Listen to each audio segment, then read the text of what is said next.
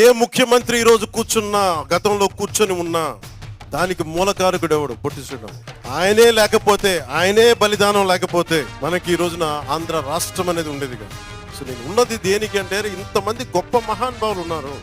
నేను అన్నా క్యాంటీన్లతో మాట్లాడి ఒకటి అడిగాను, అన్నా గారి క్యాంటీన్లతో పాటు డొక్కా సీతమ్మ గారి క్యాంటీన్లు రావాలి. అన్నా క్యాంటీన్లు ప్రారంభిస్తున్నప్పుడు దాంట్లో కొంత భాగం డొక్కా సీతమ్మ గారి క్యాంటీన్లు కూడా ఉంటాయి. దేనికి పెట్టుకోవాలి డొక్కా సీతమ్మ గారి? ఎందుకంటే అసలు మనకి ఈ రోజున ఒక పూట భోజనం పెట్టడానికి హోటల్లో పెట్టేయచ్చు, కొని పెట్టేయచ్చు. ఆ రోజుల్లో కట్టెలతో వండాలి, వర్షాలు.